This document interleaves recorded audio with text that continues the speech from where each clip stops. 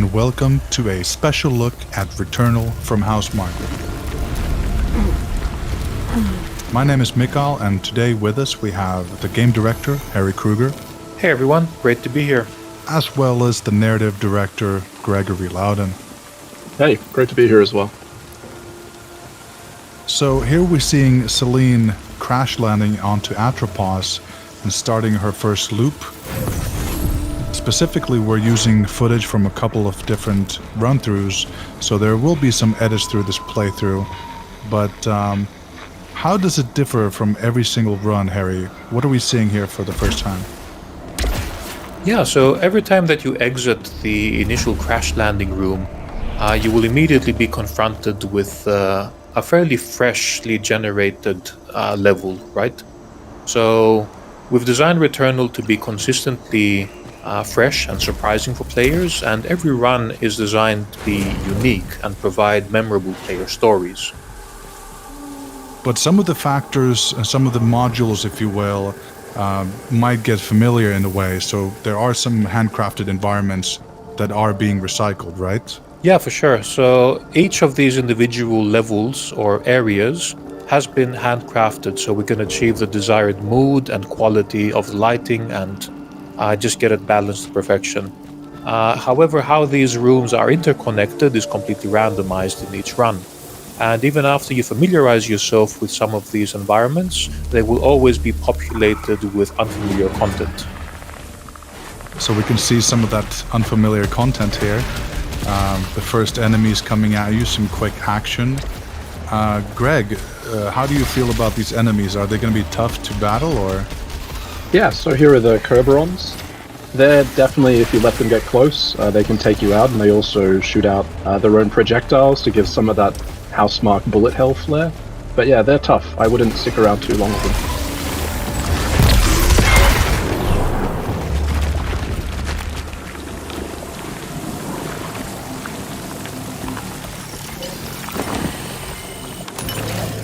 And here you have some sort of a ghost of another Celine. Does that activate something, or? So basically what you see here is a projection, and this is actually another player who's played Returnal. And at this point, you can either choose to scavenge to get a quick gain, or avenge. And if you avenge, get ready for what you're about to see. Is that elite, or is it a boss fight, or? Correct, it's like a stronger hostile that you need to take down. In this case, it's the Kerberon we saw before, but this one's even stronger and malformed. I wouldn't jump in and try to take this out this early in a cycle, but let's see how it goes.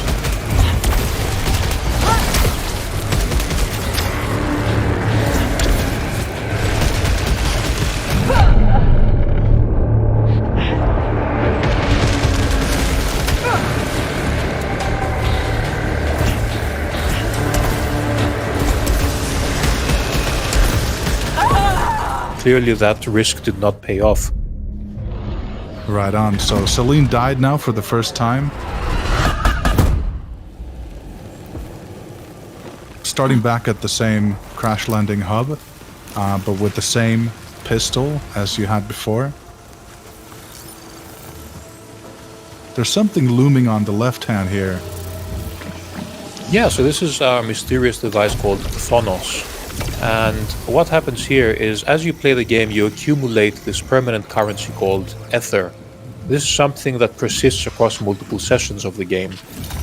When you start each run, you are able to deposit this Ether into this device and accumulate progression towards unlocking new items. So this is one out of the multiple ways that we are unlocking more content for players the more they play the game. And I saw you picked up some sort of a malignant key here as well. Is that for specific doors? Yeah, so keys are used for both doors and for our treasure chests. The malignant ones do carry a bit of that risk and reward again. In that particular case, it was picked up without triggering any malfunctions. So Right. that was a gamble that paid off.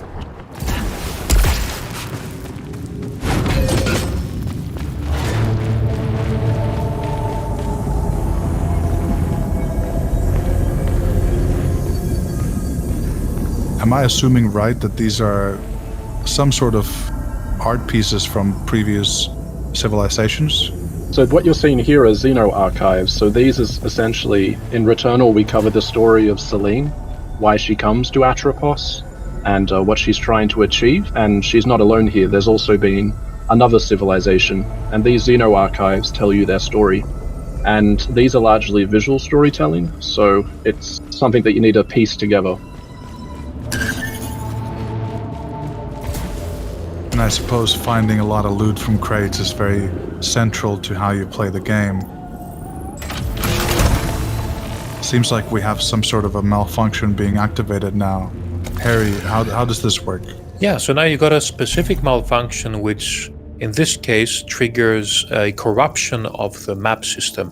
So you can see there's a lot of artifacts now on the screen, making it hard to discern at a glance where the exits are, which can of course be quite an obstacle in a game that's exploration heavy like Returnal. We do have the menu here, and you do have the weapons that you just discovered, and you can always do a deep dive there to get more narrative backstory.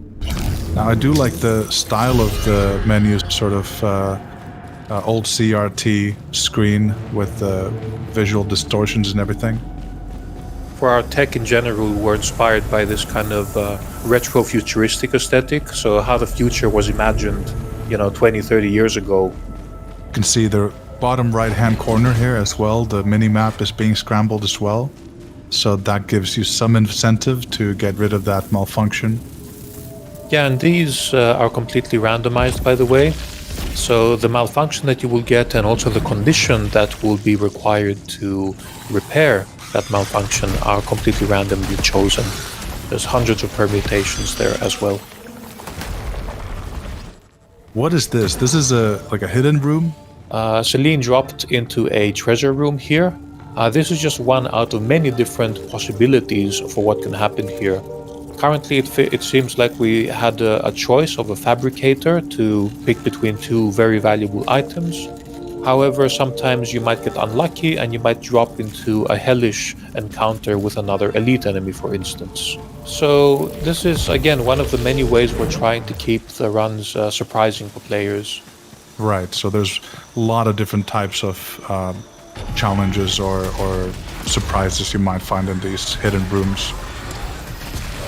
Yeah, definitely. We want to keep players on their toes, and we want the game to be surprising you.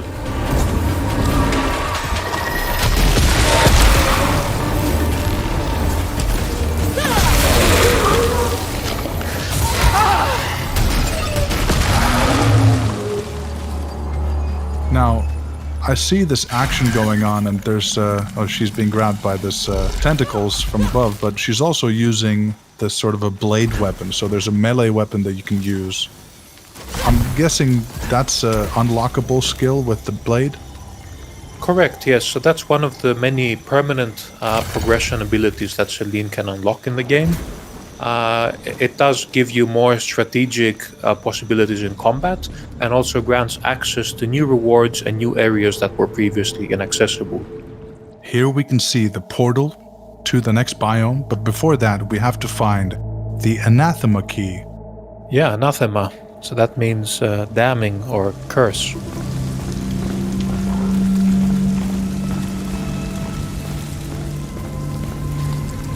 This is the shop area. So here you can use your obolites to buy different things. Greg, can you jump in and tell us a bit more about the options we have? Yeah, so basically you can use the ancient civilization's technology to fabricate items. So it can be things like consumables, which are single-use items. There's also extra pedestals which can give you a health increase, to increase your max health. And there's also a device there that helps interact with the social aspect of the game. So you get to contribute as a community to certain common goals there. And the shops in general seem to be sort of maybe a little bit of this calm in the heat of the storm, where you can just kind of concentrate on how do you want to upgrade your character for the specific run. Yeah, that's something that I'm glad to begin to show here in more of an extended look. You can begin to see the flow of Returnal, that it kind of ebbs and flows between the Housemarque sort of explosive action but also has these more quiet exploratory moments. Yeah, I could see some sort of a red formation about to be spawned into the world. Yeah, so every time that you play through these environments, they will be populated with some unique combinations of enemies. And the difficulty, of course, will vary, just to keep things surprising. In this particular case, there was a lockdown triggered when you entered the room. And there's a central challenge in the middle where there is a slowly spawning large enemy, while separate waves of enemies are continuously spawning on the sides. So this is just one out of many examples of how we keep the combat encounters fresh. The only way to proceed now is to eliminate all of the enemies and the lockdown will be lifted.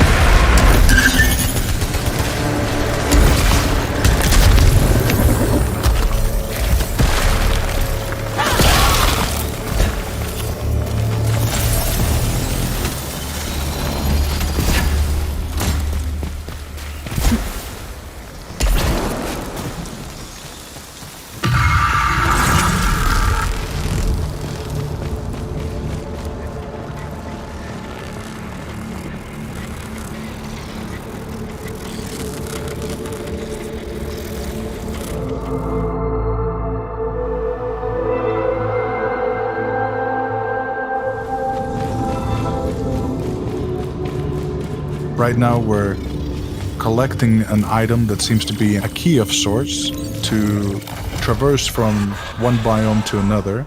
You actually have to get the quote-unquote boss key, and this key will let you eventually enter a boss fight. But it seems to be that there are these high-level goals that you encounter, and in this case the Anathema Vault, if I'm pronouncing that correct, is the goal for the first level.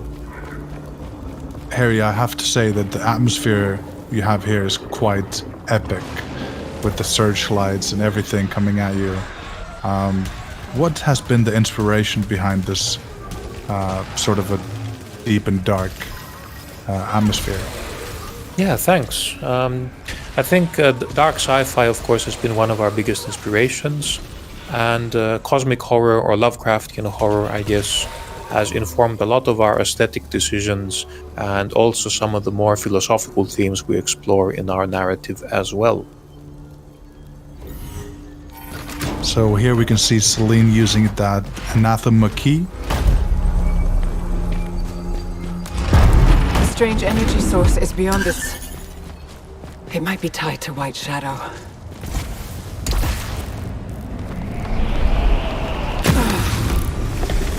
Something scary is forming up. Guessing that's the boss. Harry, can you jump in and tell us a bit more about this encounter? This is called Freaky. So this is just, again, we've been relying quite a bit on Greek mythology for a lot of our narrative themes. And this is just one cosmic manifestation that plays a role in the story, as you will encounter later as well. And our bosses are designed, of course, to be this culmination of epic battle, these really majestic creatures that really give you a lot of bullet hell and spectacle. So really excited about these encounters and looking forward to seeing how players will respond to these as well.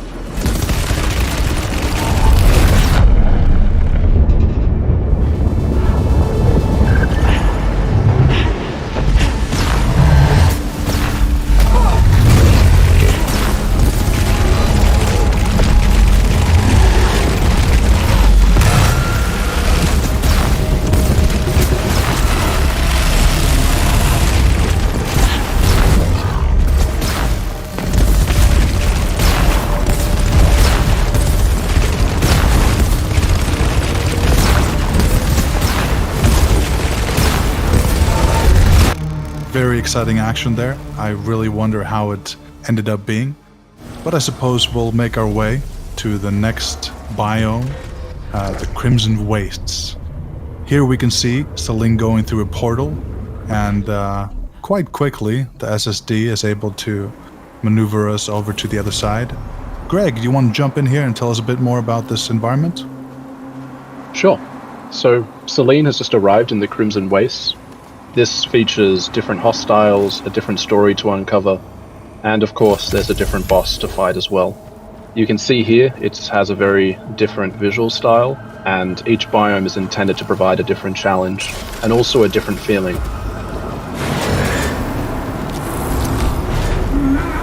It also does seem a bit more open world-ish. Yes, so it is a lot more open experience. If the Overgrown Ruins is claustrophobic, this is more open and expansive.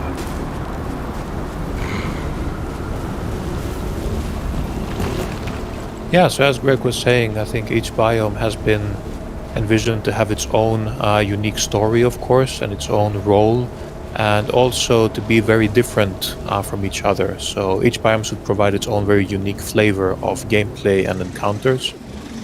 And even the level generation, the roguelike elements manifest differently in each biome as well. So while the Overgrown Ruins are a bit more maze-like, kind of foresty, here there is clearly a more open kind of approach to constructing our level at the beginning, and there is clearly some ascension journey that the players will always need to traverse to reach the top of the mountain here. So each biome offers its own unique flavor. And there seems to be a bit more of these aerial enemies and also that bullet hell wave pattern that you see.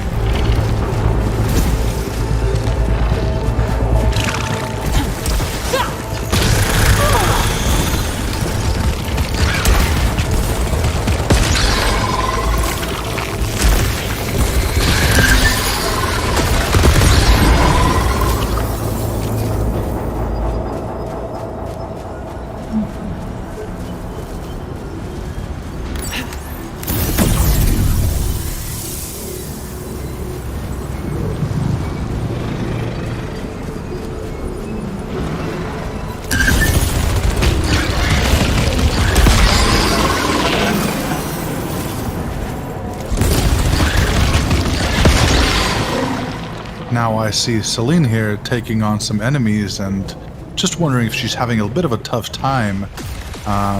Not saying that everything is going wrong, but it just seems a bit more intimidating again. Is she geared up well, or is her level up to par?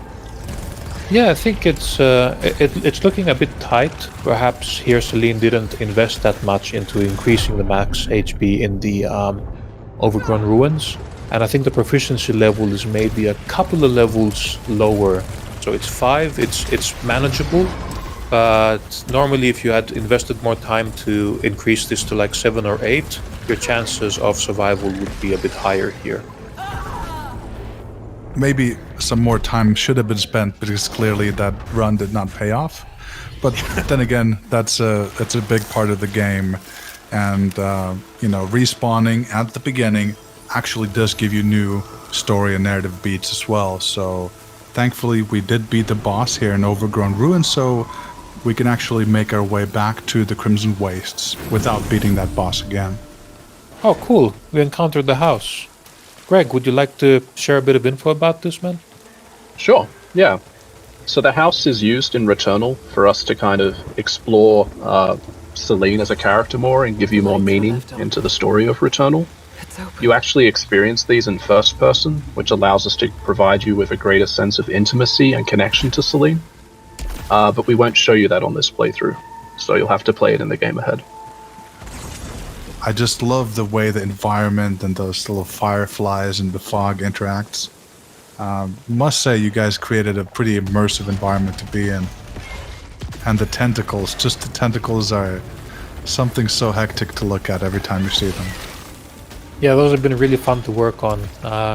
Aside from being a pretty cool showcase of our VFX tech, I think they can also look quite intimidating as well, and they also help with the gameplay communication too. So when an attack is charging up, you can see the tentacles also flailing and charging up the energy too.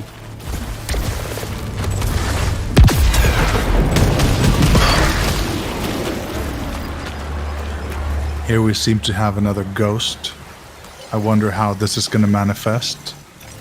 Previously, we saw that elite.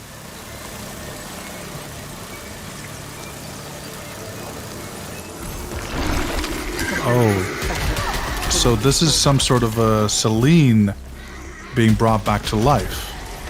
Yeah, this is an infected scout. It can be quite a challenge, and you can also see that its attack caused a malfunction. So, once again, we try to turn the tables on you with Returnal. Just when you think you know what's coming, we like to provide a bit of twist and variation there as well. Very interesting. So you're using other players' playthroughs in a surprising way.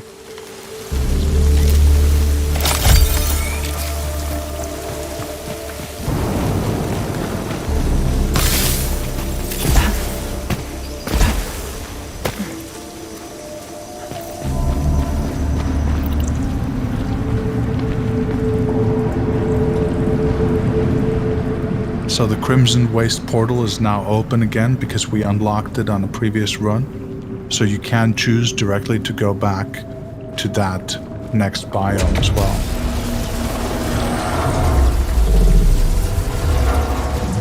And as Harry said, I would recommend that you should try to build yourself up. Every new biome you go to increases the challenge and the skill requirements, and also deepens your understanding of the story. But still, it is worth building yourself up in the overgrown ruins and proceeding forward each time you play in, from my perspective. Well, that's why you also have some of these upgrades as you enter the new biome, giving you a little leg up. Here we can see some sort of yellow force shield. I think it's a bit new. Yeah, this is another element in our progression that clearly you don't have the means to overcome it yet. And we'll leave that up for players to discover. Well, coming back to the Crimson Waste here, clearly it's a similar setting, but there's some new things to discover. Like you mentioned, the level does change upon every entry.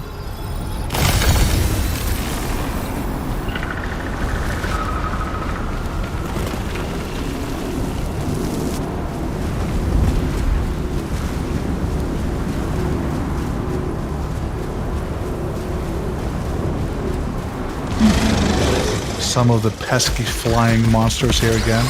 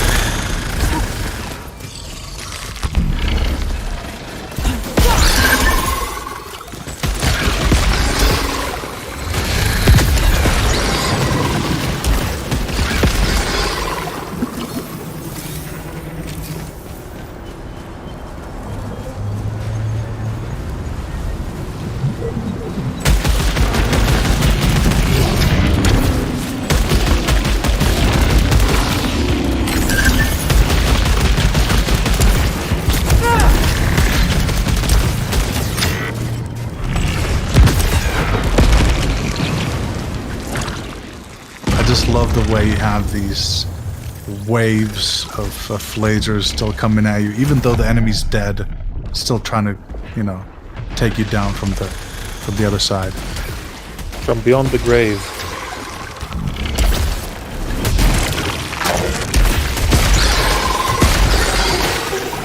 But it's all a part of that bullet hell sort of design philosophy, keeping your character in movement. Making sure you maneuver through all the obstacles, never get too hung up on the situation. So here we have some weapons at proficiency level 5. You can see the different weapon options you have available. And there are a couple different weapon stereotypes. Yeah, so we have 10 weapons total. All of these have their own unique archetypes and unique baseline behaviors. However, you can also upgrade these in each session through these unique modifiers we're calling traits. This leads to some really surprising combinations that can completely change the behaviors of the weapons and force you to adapt to entirely new playstyles and strategies.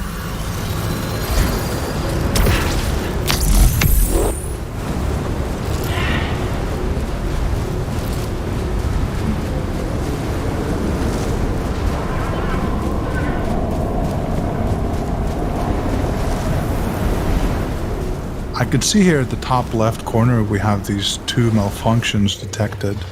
Are there only 2 at a given time? Yeah, so you can have 2 active at any time.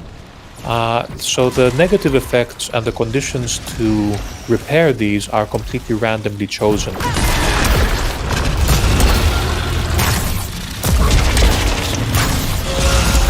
Upon getting a 3rd malfunction, you will get what we call a cascade failure. So in that case, a random item from your inventory is actually broken, and you receive a little bit of damage as well. So the stakes get higher as you accumulate more of these malfunctions, so you need to proceed with caution.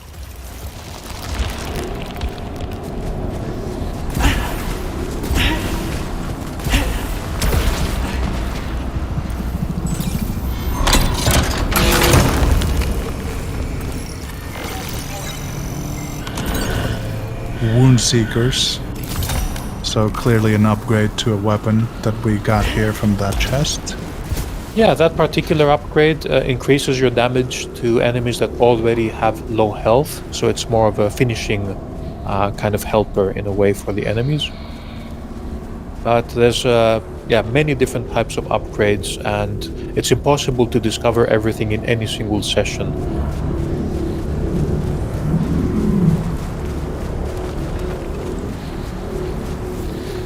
Encountered armored fauna. Shell seems highly durable.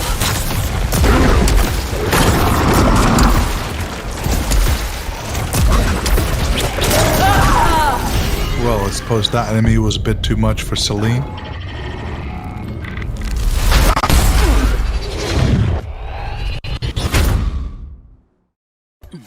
But yet again she starts the whole session again at the crash landing site. But here we have it. Another run of Returnal is up ahead of us, and we'll let the players experience it for themselves.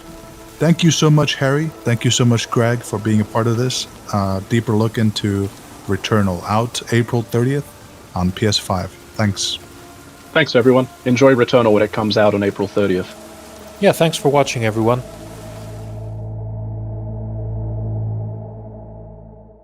PlayStation